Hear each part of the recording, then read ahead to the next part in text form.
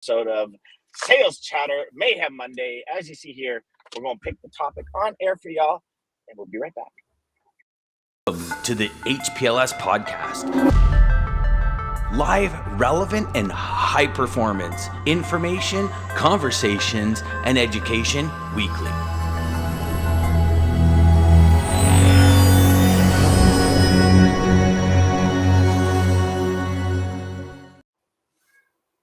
All right, so that was a horrible intro. I didn't really know what to say at the beginning. I started to talk, and then I was like, yeah, nothing seems to be happening.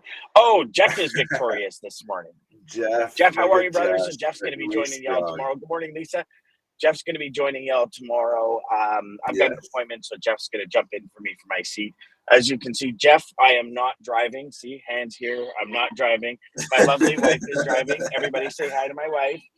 My lovely wife is driving, and we are on our way into the city today, but we're going to do a little Mayhem Monday from you on the road, y'all.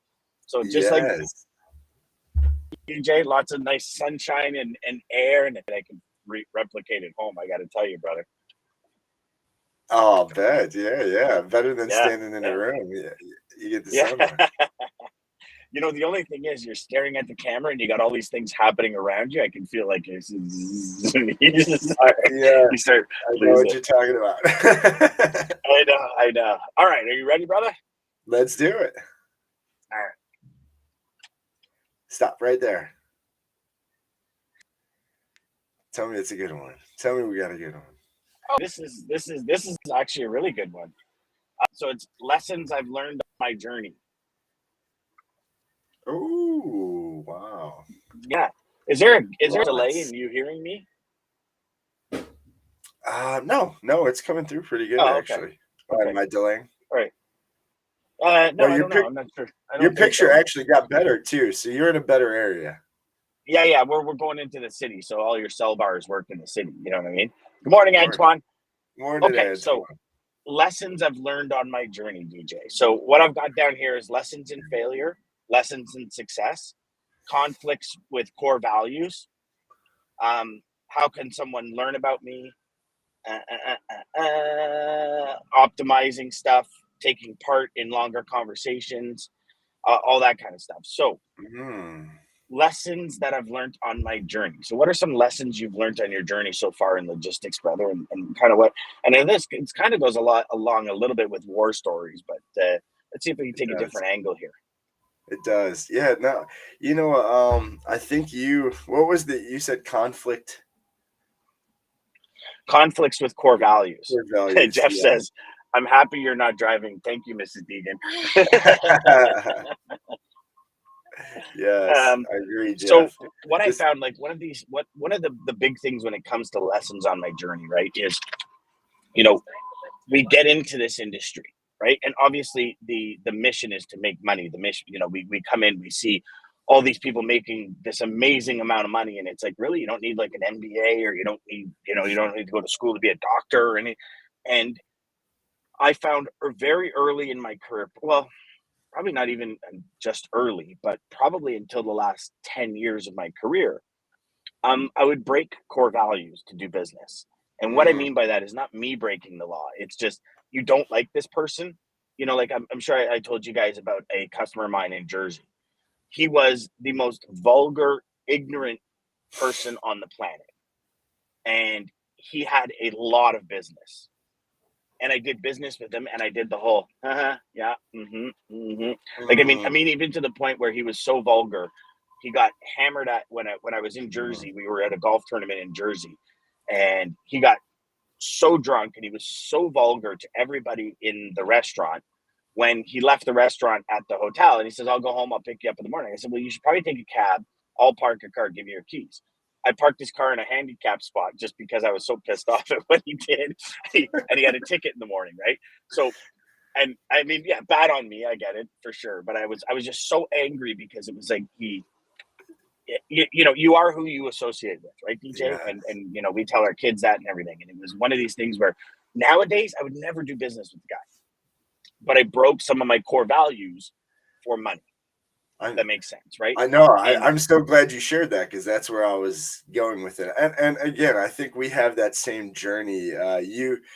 you realized it a lot earlier in your journey. I had to come to it a little bit later, but we both seen the same path of that evil again. So it wasn't in logistics. It was my transformation out of logistics for a little bit, but I had that same guy that was just like, why am I doing this? Like it was almost like the destruction of my soul was happening as I'm working there. Like, he is just so like terrible to these people. The things that he's saying, I know I'm making so much money, but this does not make any sense. Why am I doing this? And it was finally like, okay, I'm literally driving myself, almost destroying myself for this. No, I can't do it anymore. And that doesn't make sense.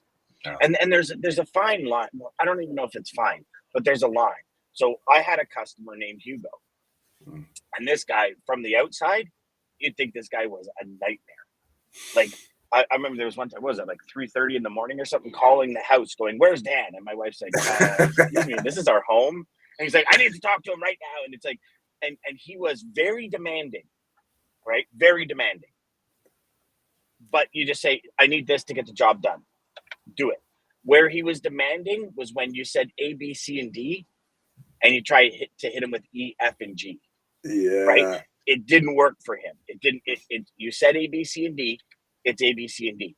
And that was the one thing about Hugo. Great man, awesome guy, but in business, he had very demanding customers that demanded things, and that was the difference. It wasn't just he wasn't an asshole.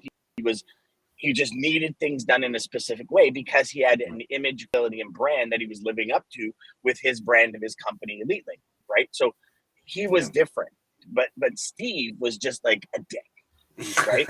And it was one of these things where it was like, like, you don't need to be this way in business in order to get what you want. I don't know if you've ever, I mean, you said you did, but Jeff says here, he says, I can read it if you'd like. That you don't know at all. This is a bad thing. I have so many. Go ahead. I was going to, this is not a bad thing. I have so many mentors and leaders to thank, to be a strong listener and small talker. Question. As there are no stupid questions, just ask away. I agree. Yeah. I agree. 100%. Yeah. You know, it's, go DJ. No, you're good. Go ahead. I wasn't going to say anything, actually. Go ahead. Oh, okay. It's, like, these are kind of some of the lessons you learn when you break your core values. Now, I don't know about you, but probably the first 6 years of my business, I never really had core values. Anyone that had business, I was like, I'm in, I'll take it. Like, I didn't have, in essence, those core values, right? And then you learn these lessons in failure, right? And so a big lesson that I learned in failure was thinking that we can change the way somebody does business, right? So, and obviously the most perfect example is, you know what? I send an email out to 50 different people or 25 different people. Whoever has the best rate gets the freight. And you're like, okay, I'll take it. I'll go in there, right? You know exactly where I'm going with this, DJ. Yeah. And thinking to yourself, well, I'll show them some serious value, and I'll show them how I can just be above and beyond anyone else they're dealing with, and they're going to give me business. And they do. And then 2-3 months down the road, all of a sudden the tap shuts off, and you call and you're like, well, why? And then, well, somebody had a better price. Like, but I've been giving you all this value, right? The lesson in failure from the beginning, like Jeff said, to go questions like, if I do this, will you be able to do that? If I do this, will you be able to do that? And asking those questions in right up front and saying, if I show you extreme value above and beyond what you're getting right now, and I'm not just talking about, I'm going to deliver, pick up and deliver on time. I mean, like really, really show you something. Will these lanes come off of that market? And that for me was a big lesson in failure, because I don't know how many times, I mean, gosh, I'd actually love to go back one day and just sit there and recant all the times that I started dealing with those types of people. You spend so much time and energy developing that business, thinking this is something that's long term, and it turns into like a 3-month venture. that is just a Yes. complete gong show nightmare, right? Yes. Another lesson in failure I will give everybody is moving stuff. So going above and beyond. I think there becomes, and I learned this again the hard way. So I'll give this lesson to everybody of this. But had a customer down. Totally out of the norm of moving what I was moving for them. So I was just moving frozen foods for them, basically, prior to taking on this big project of moving this huge machinery that they were bringing in from California. I had never handled anything like that. And I took that on thinking, well, this customer, I don't want them to go somewhere else. I don't want something else to happen. So I'm going to try to do this. Bad decision. Yeah, it was a nightmare from the start. But yeah, ended up very bad. So just staying in your lane and really even my lesson for that was really connecting with people who then other either brokers or carriers who did that and handing that off a little bit easier was more. Well, you mentioned something really key there, staying in your lane, Mm-hmm. right? Like, so a lesson in failure would be taking on things you have no idea how they operate, and something goes wrong and you actually destroy your image, credibility, and brand with that client, right? And That's sure. exactly what happened. So yes, that's Yeah. Lisa says, been there, Dan. So many times trying to change the shipper's ways, then the opportunity cost, you miss out on other opportunities for meeting others who do value what you do. And I think that's probably the biggest lesson inside of trying to alter and shift and change the way somebody does business, is that you miss out on so many opportunities. Like, and you got to, you think about it, right? These customers that we do this with, and these customers that we get involved with like this, they consume so much of our time that we could be spending on other customers that actually honor our position in their market. Yeah. And again, our position in their market, I think we talked about it with, I think we mentioned it last week, and I don't know if it was with Brian Byro or not, DJ, but might have been on Wins and Lessons, where like, without us, people don't get product to market. Like, without logistics, there is no product to market. So we are like a really important piece of the supply chain, obviously.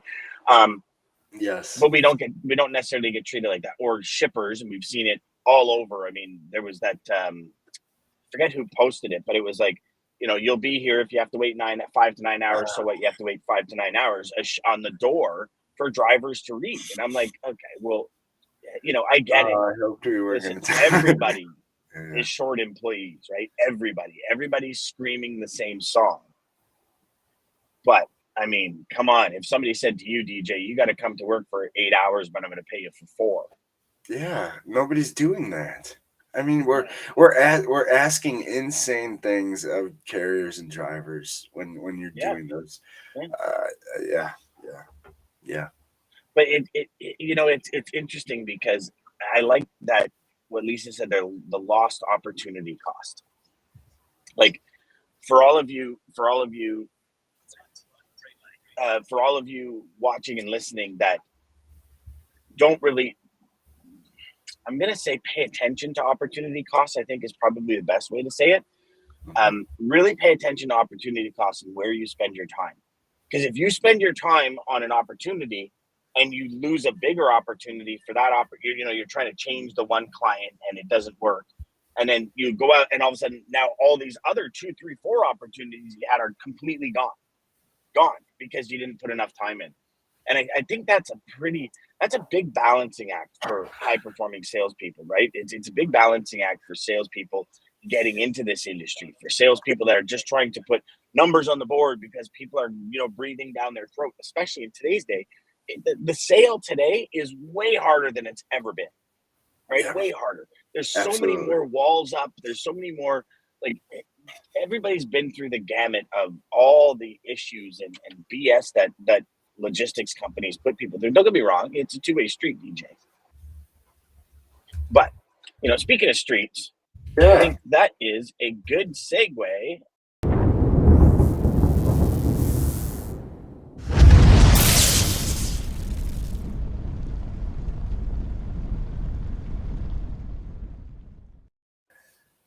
Okay, You're so reading my now it's mind, getting even Dano. better because were you just typing to me that you should do? I literally was just gonna say dat lane of the day. Yeah. Yeah.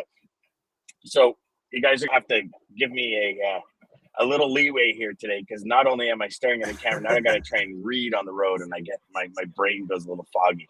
So today is dry van from Seattle to Los Angeles, California.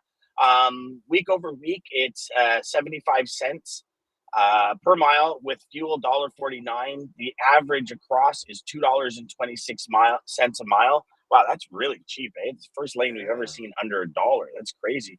And then it's actually year over year, it's down 30 cents a mile. 30 cents.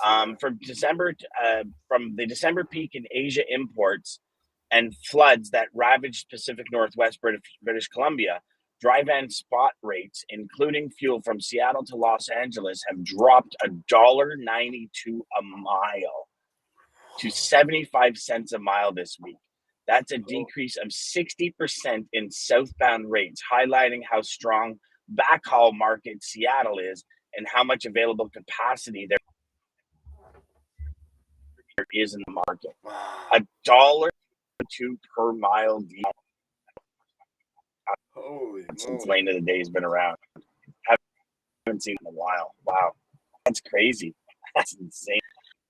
So that was that lane of the day, everybody. That lane of the day, y'all. Man, I'm shocked by that one. Lesson. Yeah, that's crazy. So lessons in success. You know, DJ, that one I think is one most of us don't really. It's like, oh my gosh, it worked. It's like, this is great. It's amazing. And we don't stop and say, well, why? Why did it work? Yeah. What was the core pillar? What was the tip in the teeter top? You know, what was the nucleus of why it worked? And then consistently kind of, you know, going through that motion again. Instead, we're like, oh, that worked. Look at that, shiny. And we go on to something else. And, you know, then we like, okay, well, let's try this, and let's try that, and let's try this. And oh yeah, you know, the lessons in success, I think, are really important because it helps us see that brighter picture. But we tend not.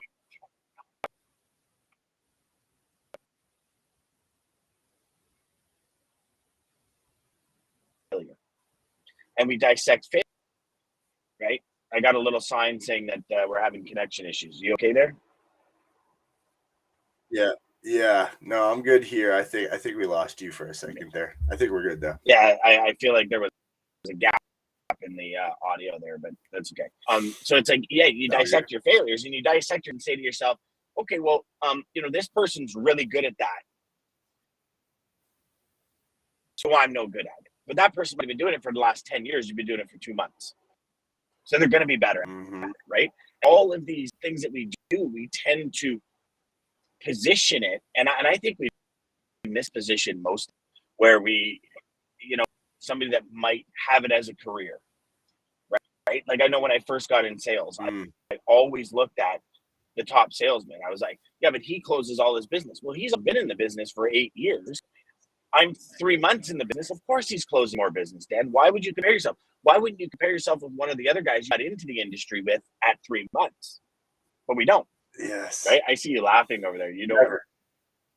Oh, I know exactly. Yeah, that was one of my biggest faults, and then really it was the combination of that with just what I thought or what my vision of success was or what I was chasing. I think the lessons from success, at least for me, that I've really took that really, I guess, really changed me to who I feel like I am today is the success of one. Jim Carrey had a great, I think it was Jim Carrey, said something like, I want everybody to get all of the stuff, everything they've ever wanted, so they can realize that that's not it.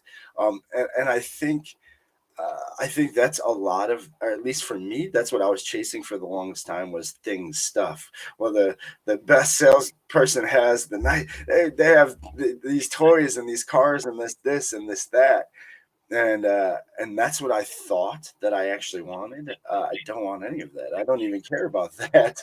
But it was getting that I had to figure that out. But then I think the other thing about really the Yep. key to what we learn in success is celebrate the little things. I think we forget when we reach those little landmarks to just stop and, like you're saying, look back and think of, well, what worked? Oh wow. Number and just the little celebrations, I think we take those for granted. Especially high achievers. We're just ready to the next thing. And that was me. I was never Yeah. satisfied. It was okay. That worked. Okay, let's try this now and let's keep going and it was just not slowing down to celebrate. Yep. Yeah, I still have that problem, brother. To be Yeah, the first yeah, one to tell you, if you finish one thing and it's okay, what's like, well, stop and enjoy it for a second, and yeah, like like celebrate. Like, wow, this is and it's just like no, you just like, keep over and over again. It's crazy. yeah, Yeah, it's and yes. DJ, it's interesting that you said that because part of if you look at the definition of success, right? Mhm. How many people have really sat down to define their version of what that means, I love that right? And yes, I agree. yeah, and it's very often like I think a lot of us we kind of want a lot of the same thing. And Brendan Burchard wrote the Motivation Manifesto, one of the greatest books that's ever been written. And he says, Yes. we all want that personal freedom, and not freedom from responsibility, but that personal freedom. You want to tomorrow. You want to tomorrow you decide you want to go on vacation. Next week you want to go. Tomorrow you decide that what, I'm just going to take 2 days off and just sleep and watch a series on Netflix, right? That's Yeah, kind of free to your business, yeah, freedom from being tied to this and that. yeah. But oftentimes, and I mean, gosh, probably the first 10 years of my career, it was like I'd look out my window, or the window in the development center. I'd look out the window and I'd see all these Mercedes and BMW M series, and I'm like, Mhm. yeah, that's what I want. Thinking a vehicle makes you successful, but it's the perception other people have of that vehicle that gives you that feel, right? So it was like, well, no, Yes. I don't really want that. And then I remember because it was Josh Hines, and I actually got a hold of Josh 2 weeks ago. We're going to have him on the show probably in August. Yeah. Josh Hines has getmotivation.com. Mhm. And in his book, Think Big, he talks about the pills, whatever your mind can believe and conceive, it can. And he talks about, Think and Grow Rich and all this. And you destroy, or I'm a blasphemy of contradicting Napoleon Hill. But he says the biggest thing is most people are believing and trying to conceive somebody else's dream, not theirs. Mhm. And you see this a lot with parents that are doctors and their kids become doctors. Like, did you want to be a doctor? It's like, hell no, I wanted to be a professional video gamer. But there's no way I can be a professional video gamer in a house full of doctors. So it's Yeah. like, I mean, and there's a million different examples of it, Oh, of right? But course. Yeah. it's that definition, and I've also found, and tell me if this is your perspective as well. Yeah. Once you find what, or you realize what your success is, what your greatness is, that's the reason I created the course, Your 4 Pillars of Personal Greatness, Yeah. because it's designing what greatness means to you. Not even success, just greatness. Yeah. When you realize what that is, you put yourself on one of those escalators at the airport where they're just like, people are walking beside it and you're on it, and you're walking, but you're going like 4 times faster than everyone else because beneath you is walking as well. When you figure out what success means to you and then you adopt the principles and philosophies to get you there, you excel so fast.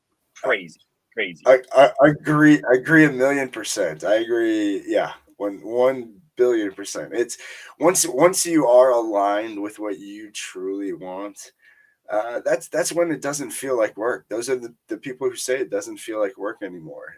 Those are the people who say they wait for Monday. I mean, Jeff's one of those guys. Jeff loves what he does. I know he was waiting for Monday. I know he was waiting to get up and do this. You can tell that, and when you have that, well, every day. It's like, exactly. Jeff's the he's only one I already, know that wishes away the weekend. Yeah, but again, you know that they are aligned and they are ready.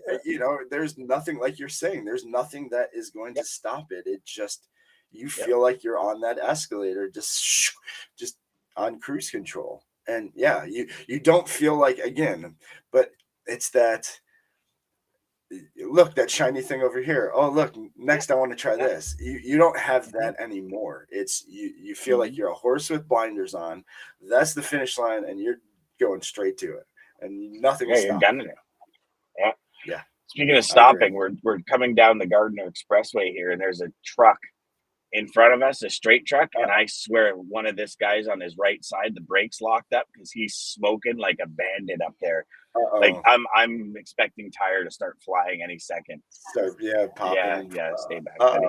Oh, you should see the smoke coming out of it. It's crazy. And I think it's every time he hits the brake, I think it locks one of his discs or something. But all right, DJ. So we're about to hit the city here, which means that we're going to be in congestion and stuff. So I'll take us out because we're at 26 anyways. Lisa has a few great things she put up there, though. Doesn't feel like work. Doesn't feel like work, 100%. And it's the freedom to create and design. Yes, that's exactly what it is. That's, creating the life you want, designing the life you want. I feel like that's a zone. Would you agree, Dan? Put that 100%. Back up there too with Lisa. The freedom to create and design. When you feel like you're there, like you're aligned with what you're doing, and now you feel like you're in this creation mode, like she's talking about. You're there. You're just keep going. And DJ, here's the thing: you can always be in that zone. Mm-hmm. Like. Mm-hmm.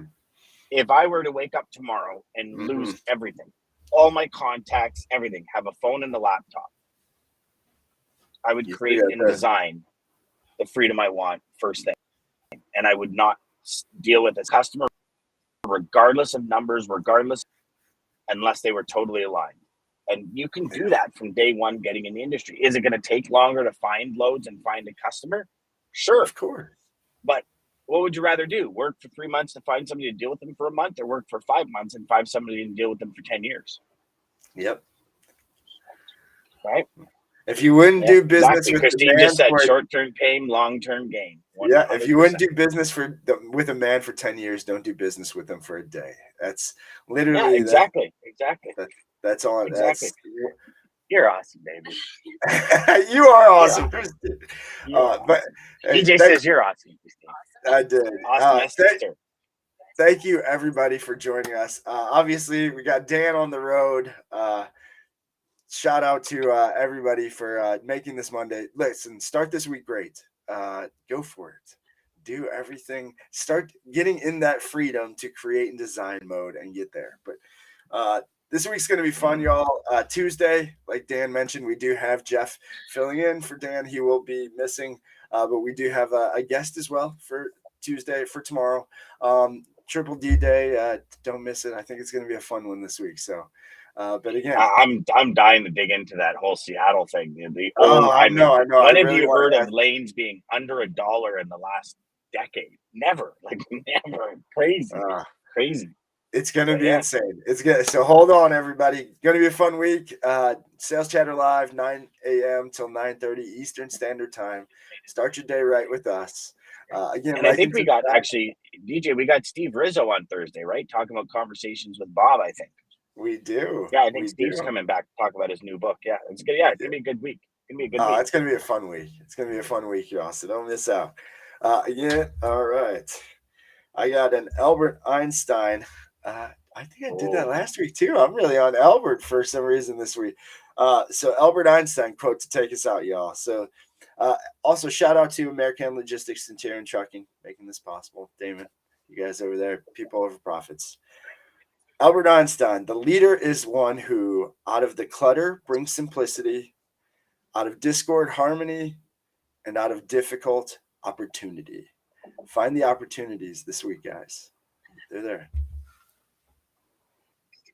DJ's wife says, love seeing your beautiful wife versus me driving with my hand.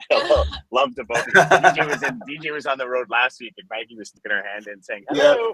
Yeah, we have to give a hand in too.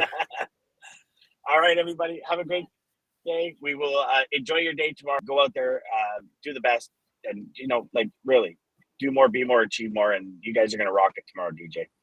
All good. Take care. Bye, y'all.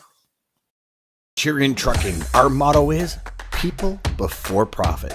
Today's market requires more transparency, consistency, and focus on what our clients need to win. Centurion Trucking and American Logistics are poised to help their clients achieve and surpass their targets. If you're looking for a team that honors your needs, dreams, and aspirations, then get a hold of Daman at American Logistics or Centurion Trucking and start designing